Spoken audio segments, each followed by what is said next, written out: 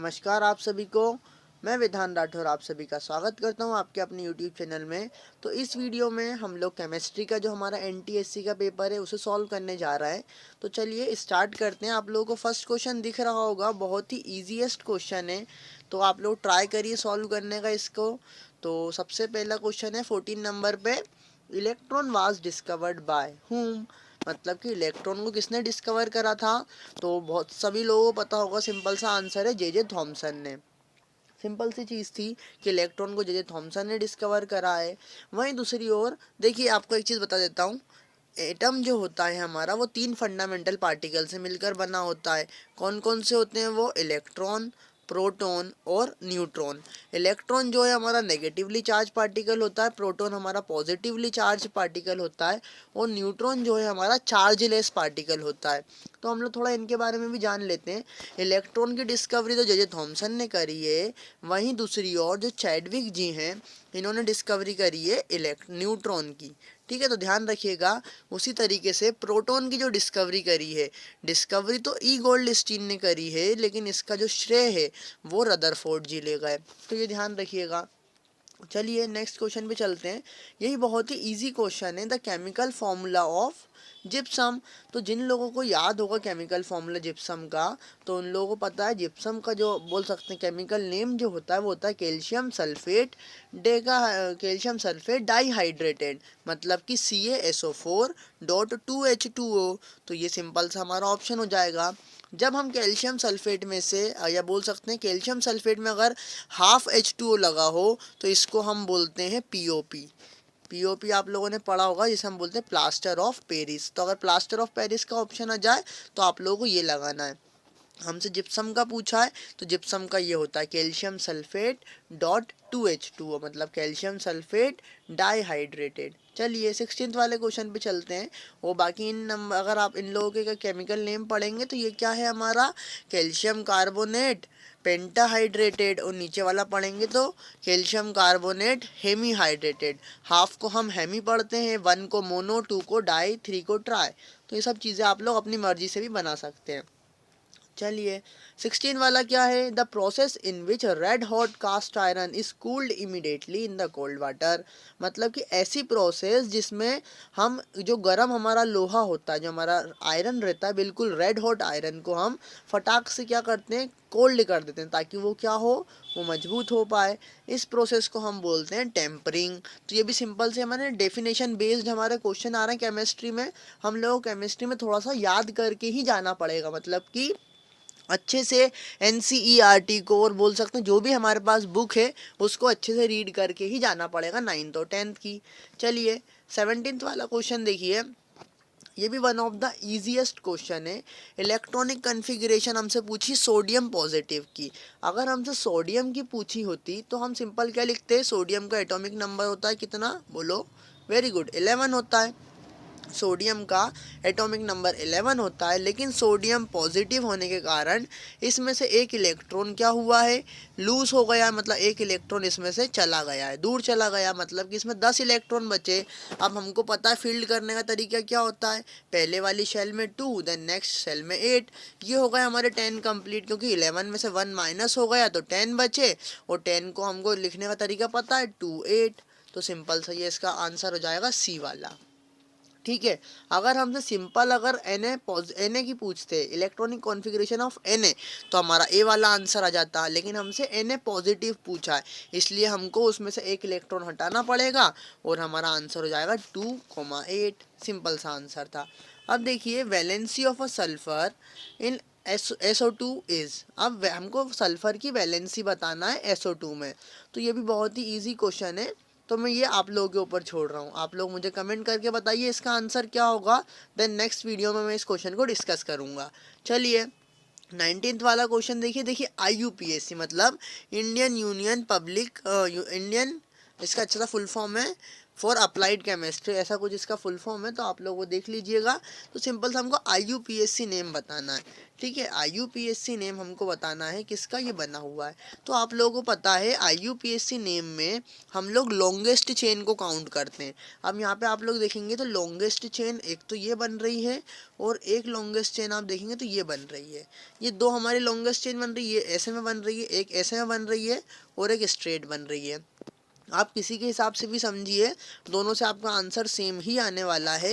लेकिन उससे पहले आप लोगों को एक बेसिक चीज़ पता होना चाहिए कि हमारे 3 प्रकार के, आप बोल सकते हैं हमारे कार्बनिक या बोल सकते हैं हाइड्रोकार्बन्स होते हैं। पहला होता है हमारा एल्केन, दूसरा होता है एल्कीन जिसमें हमारी डबल बॉन्ड होती है, एल्केन में सिंगल बॉन्ड, थर्ड होता है एल्काइन, उसमें होती है हमारी triple bond, carbon carbon triple bond होती है। तो यहाँ पे हमको सारी जो बॉन्डे हैं वो सिंगल दिख रही हैं, आप लोगों को दिख रहा होगा यहाँ पे भी सिंगल है, यहाँ पे भी सिंगल है, यहाँ पे भी सिंगल है।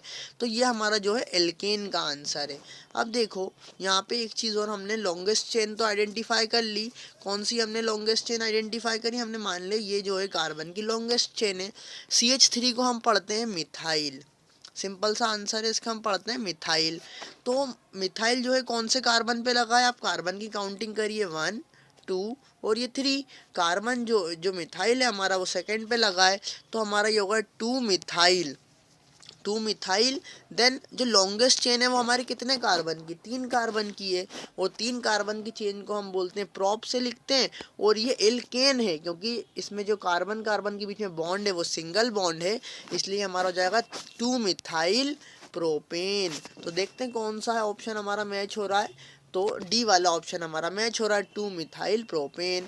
अगर यहाँ पे लॉन्गेस्ट चेन में हमारे 4 कार्बन होते तो क्या आंसर हो जाता, 2 मिथाइल ब्यूटेन। लेकिन यहाँ पे 3 कार्बन है इसलिए हमारा प्रोपेन है ना। वहीं अगर दूसरी ओर यहाँ पे 2 बॉन्ड होती, मान लीजिए CH2 के बीच में डबल बॉन्ड होती, या CH के बीच में, मतलब कार्बन के बीच में, सिंपल सी बात है 2 बॉन्ड होती, तो हम क्या बोलते हैं इसको, प्रोपेन की जगह में यहाँ पे PAइन आ जाता, मतलब प्रोपीन हो जाता है। ये सिंपल सा, ये आप लोगों ने बेसिक स्ट्रक्चर सब पढ़ा होगा, IUPAC name, carbon and its compound में ये सारी चीज़ें आप लोगों को गिवन है ना। तो आप लोगों ने ये बेसिकली अच्छे से पढ़ रखा होगा, लेकिन आप लोगों को एक बार रिकॉल कराया गया है। तो इसका सिंपल सा आंसर हमारा क्या हो जाएगा, 2 मिथाइल प्रोपेन। आप लोगों को एक सीरीज याद करा देता हूँ। अगर एक कार्बन है तो उसको हम लिखते हैं प्रीफिक्स, या बोल सकते हैं प्रीफिक्स जो पहले लगता है, सफिक्स जो बाद में लगता है, तो प्रीफिक्स मिथ से लिखते हैं। अगर 2 कार्बन है तो इथ से, 3 है तो प्रॉप से, 4 है तो उसे ब्यूट से लिखते हैं, 5 है तो पेंट से लिखते हैं, पेंट। देन 6 है तो हेग्स, 7 है तो हेप्ट, 8 है तो बोलिए, 8 है तो ऑक्ट, 9 है तो नैनो, और 10 है तो डेका, ठीक है। जैसे डेकेन, नैनोन, इस तरीके से हमारे सारी चीज़ें आ जाती हैं। मैं आपको डिस्क्रिप्शन में सारी चीज़ें लिख दूंगा, तो आप लोग वहाँ से भी वो चीज़ पढ़ सकते हैं। चलिए, तो सिंपल सा ये 20 वाला क्वेश्चन भी देखो रट्टू वाला है हमारा, हमको अगर इसमें याद है तो हम सिंपल सा लगा सकते हैं कि जो स्टीलनेस स्टील होता है वो किस किस का एलॉय होता है। देखो एलॉय हमारा क्या होता है, जो कि मेटल और नॉन मेटल के मिक्सचर से बनता है, मेटल और नॉन मेटल के मिक्सचर से बनता है। तो ऐसा सॉलिड मिक्सचर जैसे मेटल और नॉन मेटल दोनों को लिया गया है, वैसे हमारे कहलाते हैं एलॉय। तो आपको याद होना चाहिए, जैसे इसके एग्जांपल बहुत सारे होते हैं, ब्रास होता है ना, बहुत सारे एग्जांपल होते हैं हमारे एलॉयज़ के। तो यहाँ पे स्टीलनेस स्टील का एग्जाम हमसे पूछ लिया है। तो स्टीलनेस स्टील जो है वो 3 मेटलों से मिलके बना होता है, 3 कंपाउंड है, वैसे तो उसमें बहुत सारे होते हैं। तो सिंपल सा इसका आंसर हो जाएगा हमारा आयरन, निकल और क्रोमियम। इसमें मेन कंपोजिशन आयरन और क्रोमियम का होता है, लेकिन निकल भी इसमें प्रेजेंट होता है कुछ अमाउंट में, इसलिए स्टेनलेस स्टील का जो आंसर हो जाएगा हमारा आयरन, निकल और क्रोमियम, है ना। सिंपल सा ये हमारा क्वेश्चन हो गया। 21 वाले पे चलते हैं। 21 वाला देखिए, ये भी बहुत अच्छा क्वेश्चन है, ये हमारे दिमाग पे बेस्ड है ना, ये रटने वाला आंसर नहीं दे सकता। क्या दिया है, इफ़ देयर आर 12 न्यूट्रॉन्स, ठीक है, हमको मतलब कि 12 न्यूट्रॉन है कहाँ पे, किसी भी एक एटम में, and it's atomic number is 11, उसका एटॉमिक नंबर 11 है। तो हमें बताना है उसमें इलेक्ट्रॉन कितने होंगे। तो बहुत ही इजी है, जितना एटॉमिक नंबर होता है उतने ही उसमें प्रोटॉन होते हैं और उतने ही उसमें इलेक्ट्रॉन होते हैं। तो प्रोटॉन हमारे जितने उतने ही इलेक्ट्रॉन, तो जितना एटॉमिक नंबर उतने ही इलेक्ट्रॉन। तो सिंपल सा आंसर जाए 11। लेकिन अगर यहाँ पे हमको एटॉमिक नंबर की जगह पे मास नंबर दिया जाता, कि इसका मास नंबर कुछ है, तो आप लोगों को थोड़ा सा डेफिनेशन बता देता हूँ। जो हमारा एटॉमिक नंबर होता है वो क्या था, number of proton present in a nucleus of an atom is called as its atomic number. अगर मास नंबर की बात करें तो मास नंबर जो है हमारा वो क्या होता है, number of proton plus number of proton plus neutron. Proton और न्यूट्रॉन को मिलाकर जो कि न्यूक्लियस में होते हैं उनको अगर हम मिला दें तो वो हमारा बन जाता है मास नंबर। तो ये चीज़ आप लोग याद रखिएगा। चलिए चलिए देखिए, तो 22 वाला जो क्वेश्चन है ये भी आप लोगों को सॉल्व करना है और मुझे कमेंट करके बताना है इसका आंसर क्या होगा, है ना। इसके क्वेश्चन मतलब इस वाले क्वेश्चन के पीछे एक ट्विस्ट है, तो वो लोग आप लोगों को नेक्स्ट वीडियो में पता चलेगा। तो चलिए 23rd वाला क्वेश्चन देखिए, बहुत ही इजी क्वेश्चन है। ये एसिड एंड बेस चैप्टर में से लिया गया है। The gas produced on the addition of dilute sulphuric acid on powdered zinc. Zinc हमारा क्या है, एक जिंक हमारा एक मेटल है। और जब भी हम मेटल में सल्फ्यूरिक मतलब एसिड की बात कर रहे हैं, अगर मेटल में हम कोई सा भी एसिड डालेंगे तो वो हाइड्रोजन गैस को रिवॉल्व करता है। ये तो आप लोगों को पता ही होगा कि मेटल में अगर कोई सा भी एसिड हम डालेंगे, कभी भी मेटल और एसिड की रिएक्शन कराएंगे तो हमेशा H2 गैस तो निकलेगी ही, जो मतलब कि हाइड्रोजन गैस। तो इसका आंसर सिंपल हो जाएगा हाइड्रोजन। चलिए देखिए, नेम द फंक्शनल ग्रुप। ओ ये भी बहुत अच्छा ग्रुप है, कार्बन एंड इट्स कंपाउंड से आया है, तो वेरी नाइस क्वेश्चन है ये भी। तो यहाँ पे C एक तरफ तो O लगा है, एक तरफ OH लगा है, तो हम इसको मतलब बोल सकते हैं कॉम्बिनेशनल फॉर्म में बोलते हैं COOH। और COOH जो होता है हमारा कार्बोक्सिलिक एसिड ग्रुप होता है, ये आप लोगों को पता होगा। अगर आप लोगों से एल्डिहाइड पूछ लिया जाए तो एल्डिहाइड जो है हमारा CHO ग्रुप होता है। कीटोन हमारा जो है सिंपल सा, कीटोन भी जो है हमारा एल्डिहाइड का ही एक तरीके से भाई होता है, जिसे हम कार्बोक्सिल ग्रुप बोलते हैं ना। तो ये भी हमारा कीटोन भी उसी में आता है। एल्कोहल जो है हमारा OH ग्रुप होता है। कीटोन का अगर हम एग्जाम्पल लें तो कीटोन में हमारे दो ऐसे बॉन्ड खुली होती हैं और C डबल बॉन्ड O होता है ऐसा, तो ये हमारा कीटोन होता है। ठीक है, कार्बोक्सिलिक एसिड में भी हमारा ऐसा ये दिया है। और एल्डिहाइड की जब हम बात करें तो यहाँ पे H की जगह पे E आ जाता है, तो ये CHO बन जाता है। ठीक है, OH की जगह पे खाली H आ जाता है, तो ये एल्डिहाइड ग्रुप बन गया। और अगर इस O को भी हटा दें, खाली OH लगा रहने दें, तो वो हमारा बन जाएगा कौन सा ग्रुप, एल्कोहल ग्रुप। तो ये वाले क्वेश्चन में हम लोगों से पूछा था ये वाला फंक्शनल ग्रुप कौन सा है, तो COOH जो हमारा फंक्शनल ग्रुप होता है वो हमारा फंक्शनल ग्रुप होता है कार्बोक्सिलिक एसिड का, जिसका आंसर हो जाएगा कार्बोक्सिलिक एसिड। सेकंड क्वेश्चन देखिए, ये भी अभी मैंने आप लोगों को समझाया था, ये तो आप लोग डेफिनेटली कर लेंगे। Type of bond present in between carbon carbon atom in ethene. अब देखो मैंने आप लोगों को ये बताया था, एल्केन बताया था मैंने जिसमें सिंगल बॉन्ड होती है, एल्कीन बताया था जिसमें डबल बॉन्ड होती है, और एल्काइन बताया था जिसमें ट्रिपल बॉन्ड होती है। मैंने आप लोगों को अभी हाल आपको यही बताया था कि सफिक्स प्रफिक्स क्या लगता है ना। अगर एल्केन है तो एक और चीज़ जानिए, अगर एल्केन है तो जो हमारा सफिक्स मतलब जो बाद में जुड़ेगा वो क्या जुड़ता है, एन जुड़ता है। अगर हमारा ईथी मतलब बोल सकते हैं एल्कीन है, डबल बॉन्ड वाला कार्बोक्सिल मतलब बोल सकते हैं हाइड्रोजन कंपाउंड है, तो उसके लास्ट में ईन लगेगा। और अगर थर्ड वाला है तो आइन लगेगा। तो सिंपल सा इसमें इथीन है, मतलब कि दो कार्बन वाला हाइड्रोकार्बन है ये, जिसमें हमारी डबल कोवेलेंट बॉन्ड है। सिंपल सी चीज़ है ना। चलो 26 वाला क्वेश्चन देखो, ये पॉलीमर से लिया गया है पीवीसी एक प्रकार का पॉलीमर है।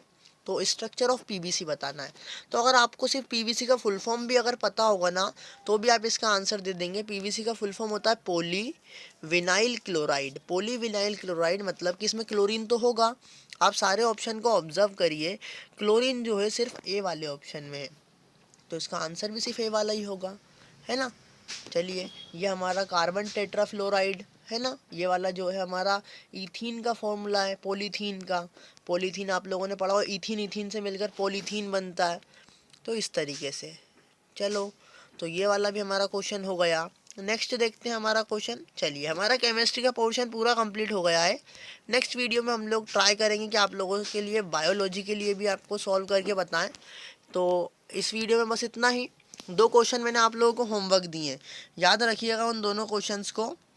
कौन कौन से क्वेश्चन है, एक तो मैंने आप लोगों को ये वाला दिया है क्वेश्चन 22, तो इसका भी आप लोगों को कमेंट करके मुझे बताना है।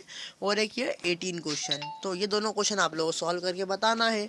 इस वीडियो में बस इतना ही, मिलते हैं नेक्स्ट वीडियो में। Bye bye, thank you so much for watching our videos. अगर आप लोगों को वीडियोज़ अच्छी लग रही हैं तो प्लीज़ लाइक करिए, अपने दोस्तों के साथ सब शेयर करिए। और सिंपल सी चीज़ जो कि मैं हर बार बोलता हूँ कि चैनल को सब्सक्राइब करिए ताकि आप लोगों को ऐसे ही वीडियो मिलती रहे। Thank you so much, bye bye.